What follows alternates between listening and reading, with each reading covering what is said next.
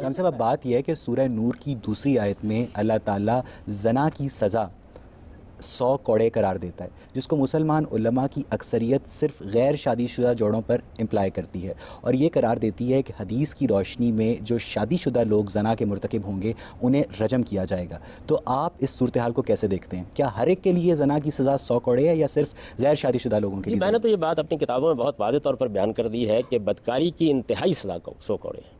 انتہائی سزا کا مطلب یہ ہوتا ہے کہ اگر جرم بالکل آخری درجے میں ہو گیا ہے اور مجرم کسی رعایت کا مستحق نہیں ہے تو وہ سزا آپ دے دیں گے، اگر مجرم رعایت کا مستحق ہے تو معاملہ نیچے آ جائے گا۔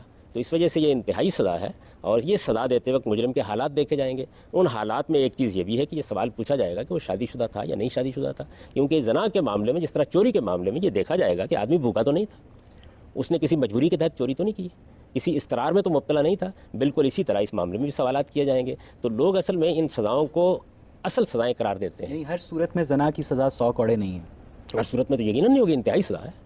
انتہائی سزا کا مطلب یہ ہوتا ہے جب کسی قانون میں کوئی سزا بیان کی جاتی ہے تو وہ ہمیشہ انتہائی سزا ہوتی ہے۔ یعنی اگر آپ یہ کہتے ہیں چوری کی سزا 7 سال ہے تو اس کا مطلب یہ ہے کہ جج یہ دیکھے گا کہ اگر چوری اس طرح کے حالات میں ہوئی ہے، مجرم کسی رعایت کا مستحق نہیں رہا تو وہی سزا دے دے گا، ورنہ نیچے آ جائے گا۔ تو قرآن مجید نے بھی دونوں طریقے اختیار کیے ہیں۔ بعض صورتوں میں اس نے یہ کیا ہے کہ سزائیں اوپر اور نیچے کی دونوں بیان کر دی ہیں، جس طرح کہ مثال کے طور پر فساد فی الارض کی سزائیں بیان کی گئی ہیں، اور بعض صورتوں میں انتہائی سزا بیان کر دی ہے اور اس سے نیچے کے معاملات کو انسانی معاشروں پر چھوڑ دیا۔ رجم کی کیا شرعی حیثیت ہے؟ قرآن مجید میں ایک آیت ہے سورہ مائدہ میں جس سے یہ بیان کیا گیا ہے کہ وہ لوگ جو قانون کو اپنے ہاتھ میں لے کر لوگوں کی جان مال آبرو کے درپے ہو کے فساد پیدا کر ڈالیں، ان کے لیے 4 سزا۔ جس طریقے سے آپ یہ دیکھتے ہیں کہ قتل اب دہشت گردی بنتا چلا جا رہا ہے، معصوم بچوں کے پرخچے اڑ جاتے ہیں، انتہائی درندگی کے ساتھ بعض اوقات بم چلا دیے جاتے ہیں، تو یہ بھی قتل ہے، لیکن قتل نے دہشت گردی کی صورت اختیار کر لی ہے۔ اسی طرح زنا بالجبر اور عصمت دری کی صورت اختیار کر لیتا ہے، بالکل اسی طریقے سے جس طریقے سے چوری ڈاکے کی صورت اختیار کر لیتی ہے۔ تو یہ جو صورتیں ہیں اس کو قرآن نے ایک لفظ میں ادا کر دیا ہے کہ یہ زمین میں فساد پیدا کرنا ہے۔ اس طرح کے مجرموں کے لیے 4 سزائیں بیان ہوئی ہیں، ان میں سے پہلی سزا یہ ہے کہ ان کو عبرتناک طریقے سے قتل کر دیا جائے، دوسری سزا یہ ہے کہ ان کو عبرتناک طریقے سے سولی دے دی جائے، تیسری سزا یہ ہے کہ ان کے ہاتھ پاؤں مخالف سمتوں میں کاٹ دیے جائیں، چوتھی سزا یہ ہے کہ ان کو علاقہ بدر کر دیا جائے۔ قرآن نے یہ کہا ہے کہ ان میں سے جو سزا بھی حالات کے لحاظ سے موزوں ہو وہ دی جا سکتی ہے۔ سخت ترین سزا بھی بیان کر دی ہے، نرم ترین سزا بھی بیان کر دی ہے۔ اس میں جو یہ تقتیل کی سزا ہے، عبرتناک طریقے سے قتل کر دیا جائے، اس کی قدیم زمانے میں ایک صورت رجم بھی تھی۔ رسالت میں آپ صلی اللہ علیہ وسلم نے زنا بالجبر کے بعد مجرموں کو اور بعض عادی مجرموں کو یہ سزا اس آیت کے تحت دی ہے۔ اس کا سورہ نور کی آیت سے کوئی تعلق نہیں۔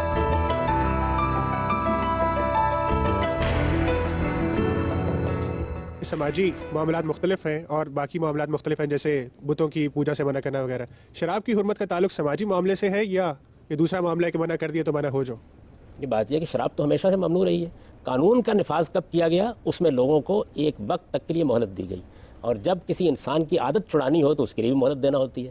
ایک نظریے کو تبدیل کرنا اور چیز ہے سگریٹ چھڑوانا، یعنی میں آپ کے ساتھ گفتگو کر سکتا ہوں توحید اور رسالت پر، ممکن ہے ایک ہی نشست میں آپ رسالت کو بھی مان لیں توحید کو بھی مان لیں، لیکن اگر آپ سگریٹ کے عادی ہیں اور آپ سے کہا جائے کل سے آپ کو روزہ رکھنا ہوگا تو اس کے لیے آپ کو مہلت دینا پڑے گی۔ انسانی عادات کے معاملے میں مہلت دینا ہوتی ہے، سماجی معاملات میں مہلت دینا ہوتی ہے۔ یہی حکمت ہے جو قرآن نے سکھائی ہے۔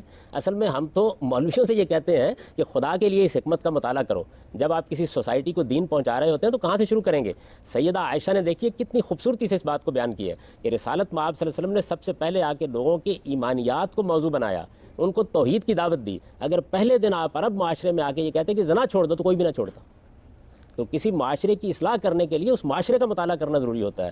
قرآن کو پڑھتے وقت بھی آپ یہ سمجھیے کہ قرآن کے 2 پہلو ہیں، ایک پہلو سے وہ ابدی قانون بیان کر رہا ہوتا ہے اور دوسرے پہلو سے اس وقت کی اصلاح کا پروگرام بیان کر رہا ہوتا ہے۔ ان دونوں چیزوں کو لوگ خلط ملط کر دیتے ہیں، اس لیے کہ وہ کرتے کیا ہیں؟ قرآن مجید کے باقاعدہ طالب علم بن کر اس کا مطالعہ کرنے کی بجائے وہ یہاں تہاں سے ایک آیت پڑھ لیتے ہیں اور اس کے بعد یہ خیال کرتے ہیں کہ انہوں نے قرآن پر تدبر کا حق ادا کر دیا۔ پورے قرآن کو سامنے رکھ کے دیکھیے وہ 2 کام کر رہا ہوتا ہے، یعنی ایک جانب وہ ایک ابدی قانون بیان کرے گا اور دوسری جانب اس وقت کے معاشرے کی اصلاح کرنے کے لیے اقدامات کرے گا۔ اس میں اس کو بہت سے وہ معاملات جو ہیں ان سے صرف نظر کرنا پڑتا ہے، اور یہ صرف نظر شراب کے معاملے میں بھی کیا گیا۔ شراب کبھی جائز نہیں تھی۔ ایک چیز کو قانوناً کب منع کرنا ہے؟ سود جائز نہیں ہے، آپ کے ملک میں چل رہا ہے، قانوناً کب منع کرنا ہے؟ اس کے لیے معیشت دیکھنی پڑے گی، بینکاری کا نظام دیکھنا پڑے گا، متبادلات دیکھنے پڑیں گے، اس کے بعد منع کیا جائے۔ حضور صلی اللہ علیہ وسلم کے حوالے سے لکھا ہوا ہے کہ مجھے اس مذہب کو پھیلانے کے لیے بھیجا گیا، ایز اے میسنجر بھیجا گیا، not the guardian of faith. تو جب ان کے بارے میں کہ صرف بات بتاؤ اور گارڈین آف فیتھ مت بنو تو ہم کیوں روکتے ہیں قوانین وضع کر کے؟ کس چیز کو روکتے ہیں؟ یعنی ہم ان مسلمہ برائیوں کو روکتے ہیں جن کو ساری انسانیت روکتی ہے. لیکن ہم نے اس کا مذہب سے کیا تعلق؟ کر دی ہے آپ کا کام ہے آپ کریں، آپ کا کام ہے نہ کریں، میں آپ کو کیوں روکوں؟ اس کا مذہب سے کیا تعلق ہے؟ جب آپ کے پاس ایک حکومت ہوگی، دیکھیے ایک روکنا وہ ہے کہ میرے پاس اختیار اور اقتدار نہیں ہے تو میں کم تولنے والے کو نصیحت ہی کروں گا، اس کے سوا کچھ نہیں کر سکتا. مجھے حق نہیں ہے کہ میں اس کا ہاتھ پکڑ لوں، لیکن اگر میرے پاس اقتدار ہے تو پھر میں کم تولنے والے کا ہاتھ پکڑوں گا. اس کا تعلق مذہب سے نہیں ہے، اس کا تعلق تو مسلمہ اخلاقیات سے.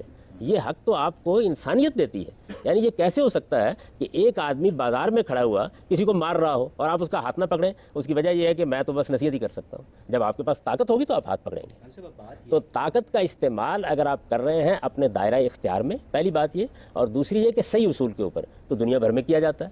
یہ سب حدود میں ایویڈنس سٹینڈرڈ پہ بہت زیادہ آبجیکشن ہے. زنا ثابت کرنے کے لیے 4 گواہ کی ضرورت ہے، جبکہ یہ ایک ایسا اوفینس ہے جو کہ سیکریسی میں ہوتا ہے، نہ کہ پبلک پلیس پہ. تو کیا اسلام کا مقصد اس کے پیچھے یہ تو نہیں کہ کم نے اس کی زنا کی سزا ہی نہیں دینی، یا اس کا مقصد ایسا ہو کہ زانی جو ہے وہ قابل معافی ہو؟ جرائم 2 طرح کے ہیں.